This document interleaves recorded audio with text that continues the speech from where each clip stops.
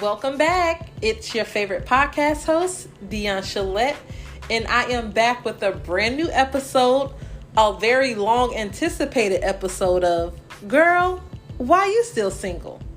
Yep, your girl is still single, but I'm definitely still about my business, y'all. And honestly, dating has been the last thing on my mind because I've been dealing with so many different life experiences. And at one point, y'all, I really felt like I was going to lose my entire mind. But God has kept me. He has covered me. He has guided me.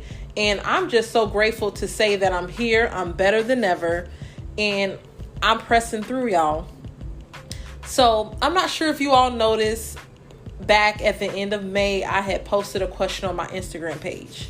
And by the way, if you haven't already, start following me on Instagram. Just take a moment to follow me through Girl, Why You Still Single? So back in May, I posted a question that stated, girl, how do you deal with grief? And I explained how oftentimes that this can be very hard to carry, especially if you're single, because especially those with no kids like me, and for those who are empty nesters whose kids have grown up and moved away or moved out of the home. When you're single, you're often alone. Time after time, I felt like I was dreaming. And I felt like one day that I would wake up and everything was going to be over. And they were going to be here with me. And then I came back to realization that it's not a dream. So let's just rewind back to May of this year. I lost one of my favorite aunts to COVID. Then 2 weeks later, another one of my aunts passed away from breast cancer. So from this alone, we were grieving, we were emotional, but most important, we were together and stronger than ever. And not even a month after that, one of my favorite cousins contracts COVID and is hospitalized. And then she later transitions from COVID-related issues. And as I prayed for strength and understanding, the one thing throughout all of this that remained constant and consistent was my family.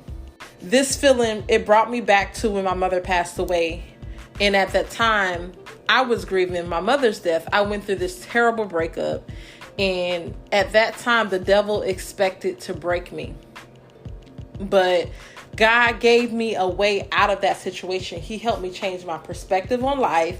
And most certainly, he gave me reasons to continue. So during time of bereavement, it's kind of hard to find the right words. The way that my family bonded and the way that we came together through this time was nothing but the work of God. I felt like he mended broken hearts. He shut down confusion. And most importantly, he prevailed over any type of negative, unwarranted energy. To say to those people who are grieving, it's not that you can just get through it. You have to actually go through it. So every hour, every minute, every second of the day, you go through it. You have to deal with it. With the thoughts of you not being able to talk to that person again. With the thoughts of not being able to hold them or kiss them or even hear their voice again. I just feel like sometimes it's hard to deal with going home alone and then trying to deal with the heaviness of, asking God why, and then at the same time feeling alone. So one of the many most asked questions that I receive is, how do you get through pain? And honestly, guys, there's no consistent answer to that question because it's not just that easy. And it goes like this. Dear Robinsons, life has often threw us fast, unexpected, uncontrollable curveballs. Life has knocked us down when we were down already. We've seen the young leave us. The past few weeks, I have just taken the time to jot down something that I wanted to share with my family. Too soon, through tragedy and sickness, we have seen the old live beautiful, memorable lives. At times, we have fought, said things we didn't mean. We have fell out with one another, and we have definitely hit below the belt. We have cried together, we have laughed together, and created some of the most beautiful memories together. But most of all, we have strengthened one another through it all.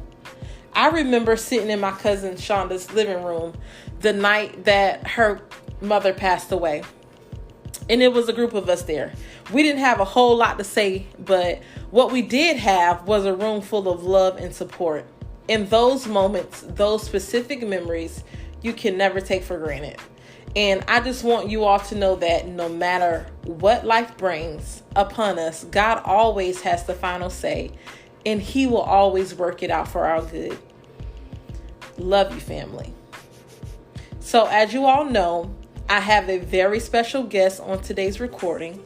One of my very best friends. I call her my sister friend, Tyeash Brooks. Thank you for joining me tonight. How are you doing? Thank you for having me. I am doing well. So we call her Ty for short.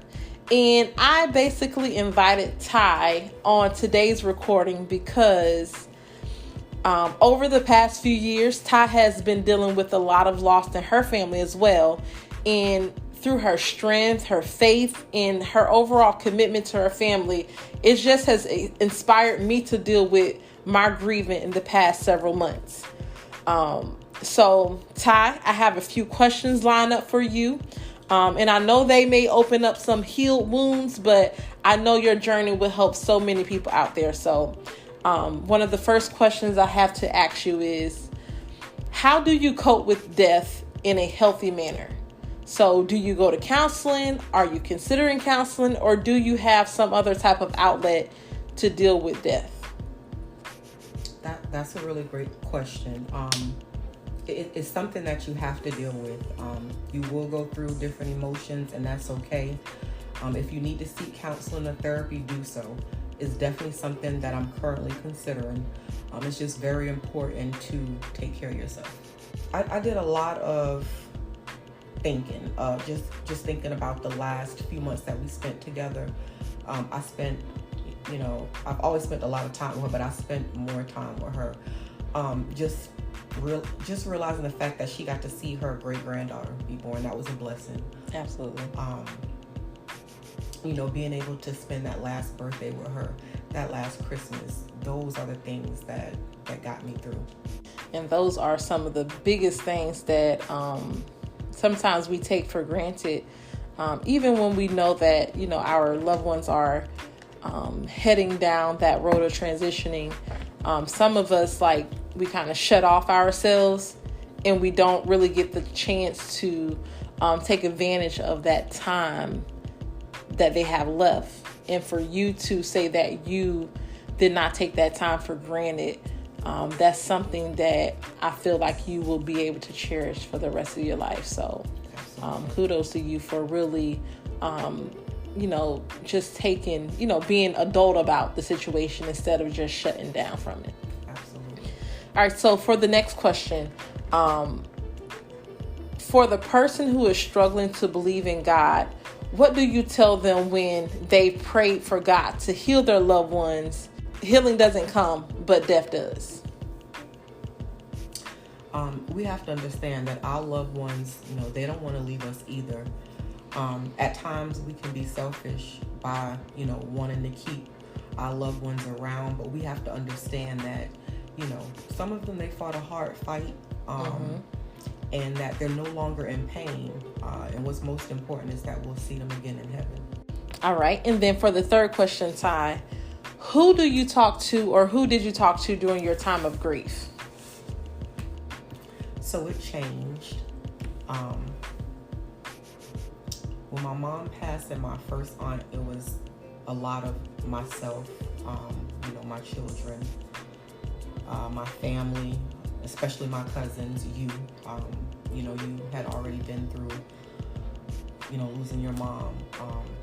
But the last two most recent deaths, my aunt and grandmother, by that time I got back connected and had a relationship with God. So I spent a lot of time talking to Him, because a lot of, that back-to-back hits along with dealing with other things. Absolutely. It was a lot. So it was a lot to deal with. But I had a great support system all the way around. And then for the fourth question, Ty, what are some of the best ways you've celebrated someone's life or someone's legacy? still, celebrate, I still celebrate their birthdays or Mother's Day. We'll do a balloon release. We will, discuss good memories. I have my mom's pictures in the living room, her urn. It's a daily reminder that she's here with me. One thing that I shared with my cousins who mothers passed over the past few months was that I know one thing that helped me out was planning my mother's funeral. Instead of me dwelling on her not being there, my focus was just creating something beautiful, just to be proud that, this is my mother. This is how I want people to remember her. And just putting all of my creative energy into her memorial service. So that's how I celebrated her life and her legacy. I know we all go through death sometime or another in our life. You never know how your answer can help somebody get through their day. So just take some time to comment and share your answer below. Until next time, fam, let's be intentional about living in our singleness.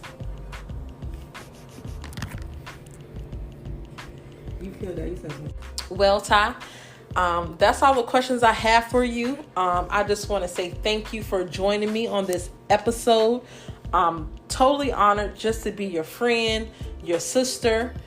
Me and Ty, we go way back. We've been friends for over 10 years now. So we've been through some things together. Yes, we have. And breakup relationships. We've been through some, deaths of our mothers. And it's just been, a rocky road, but it's been a joyful road as well. So I just want to say thank you, Ty, for being my sister friend.